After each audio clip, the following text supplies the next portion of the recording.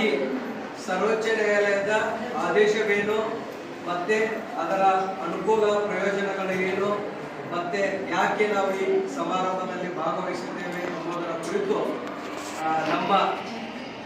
ನಮ್ಮ ಮಹಾವಿದ್ಯಾಲಯದ ಸಹಾಯಕ ವಾಣಿಜ್ಯ ವಿಭಾಗದ ಸಹಾಯಕ ಪ್ರಾಧ್ಯಾಪಕರು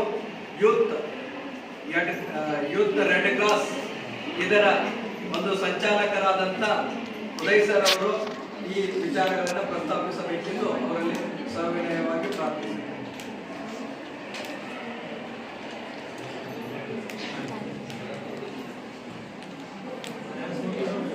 ಕರ್ನಾಟಕ ಸರ್ಕಾರ ಕಾಲೇಜು ಶಿಕ್ಷಣ ಇಲಾಖೆ ಸರ್ಕಾರಿ ಪ್ರಥಮ ದರ್ಜೆ ಮಹಿಳಾ ಕಾಲೇಜು ಹೇಳಿ ಇವತ್ತು ನಾವು ಏನ್ ಕಾರ್ಯಕ್ರಮ ಹಮ್ಮಿಕೊಂಡಿದ್ದೀವಿ ಅಂದ್ರೆ ಮಾನ್ಯ ಸುಪ್ರೀಂ ಕೋರ್ಟ್ ಏನಾಗಿದೆ ಅಂದ್ರೆ ಉನ್ನತ ಶಿಕ್ಷಣ ಸಂಸ್ಥೆಗಳಲ್ಲಿ ವಿದ್ಯಾರ್ಥಿಯರು ಮತ್ತೆ ವಿದ್ಯಾರ್ಥಿನಿಯರು ಇದಾರಲ್ಲ ಇವ್ರಿಗೆಲ್ಲ ಆತ್ಮಹತ್ಯೆ ಹೆಚ್ಚಾಗ್ತದೆ ಭಾರತದಲ್ಲಿ. ಈ ಭಾರತದಲ್ಲಿ ಹೆಚ್ಚಾಗ್ತಿರೋ ಆತ್ಮಹತ್ಯೆಗಳ ಬಗ್ಗೆ ಏನ್ ಮಾಡಿದ್ದಾರೆ ಅಂದ್ರೆ ತುಂಬಾ ಕಳವಳ ವ್ಯಕ್ತಪಡಿಸಿದೆ ನಮ್ಮ ಸುಪ್ರೀಂ ಕೋರ್ಟ್. ಹಾಗಾಗಿ ಒಂದು ರಾಷ್ಟ್ರೀಯ ಕಾರ್ಯಪಡೆ ಅಂತ ಒಂದು ಘಟಕನ ರಚಿಸಿ ಅವ್ರು ಏನ್ ಮಾಡಿದ್ದಾರೆ, ಕಾರ್ಯಪಡೆಯ ಮುಖಾಂತರ ಪ್ರಶ್ನಾವಳಿಗಳನ್ನ ಹಮ್ಮಿಕೊಂಡಿದ್ದಾರೆ. ಏನ್ ಪ್ರಶ್ನಾವಳಿ ಅಂದ್ರೆ ಆ ಪ್ರಶ್ನಾವಳಿಗಳಲ್ಲಿ ವಿದ್ಯಾರ್ಥಿಗಳ ಮಾನಸಿಕ ಸ್ಥಿತಿಗತಿ, ಆರೋಗ್ಯ, ಅವರು ಆತ್ಮಹತ್ಯೆಗಳನ್ನು ಮಾಡ್ಕೊಳ್ತಾ ಇರೋದಕ್ಕೆ ಕಾರಣಗಳನ್ನ ಹುಡುಕೋದಕ್ಕೆ ಸಲುವಾಗಿ ಒಂದಷ್ಟು ಪ್ರಶ್ನಾವಳಿಗಳನ್ನ ಇಟ್ಟಿದ್ದಾರೆ. ಈ ಪ್ರಶ್ನಾವಳಿಗಳು ಯಾರ್ಯಾರಿಗೆ ಅಂದ್ರೆ 5 ಹಂತದಲ್ಲಿ ಕೊಟ್ಟಿದ್ದಾರೆ, 5 ಜನರಿಗೆ.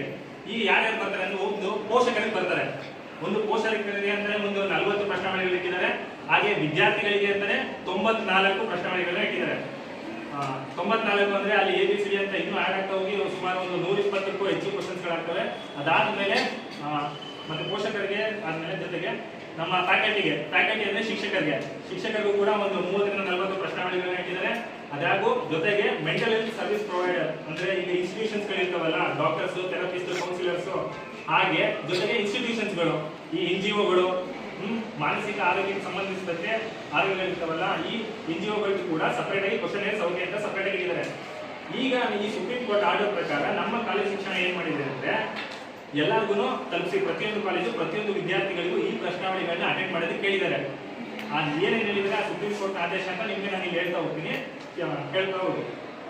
ಉನ್ನತ ಶಿಕ್ಷಣ ಸಂಸ್ಥೆಗಳಲ್ಲಿ ವಿದ್ಯಾರ್ಥಿಗಳ ಮಾನಸಿಕ ಆರೋಗ್ಯ ಸಮಸ್ಯೆಗಳನ್ನು ಪರಿಹರಿಸಲು ಮತ್ತು ಆತ್ಮಹತ್ಯೆಗಳನ್ನು ತಡೆಗಟ್ಟಲು ರಾಷ್ಟ್ರೀಯ ಕಾರ್ಯಪಡೆ ಭಾಗವಹಿಸುವವರಿಗೆ ಮಾಹಿತಿ. ಇದು ಆನ್ಲೈನ್ ಅಲ್ಲಿ ಆಗಿರುತ್ತೆ, ಸಮೀಕ್ಷೆ ನೀವು ಆನ್ಲೈನ್ ಅಲ್ಲಿ ತಗೋಬೇಕು. ಉನ್ನತ ಶಿಕ್ಷಣ ಸಂಸ್ಥೆಗಳಲ್ಲಿ ಮಾನಸಿಕ ಆರೋಗ್ಯ ಸಮಸ್ಯೆಗಳು ಮತ್ತು ವಿದ್ಯಾರ್ಥಿಗಳ ಆತ್ಮಹತ್ಯೆಗಳನ್ನು ಪರೀಕ್ಷಿಸಲು ಸುಪ್ರೀಂ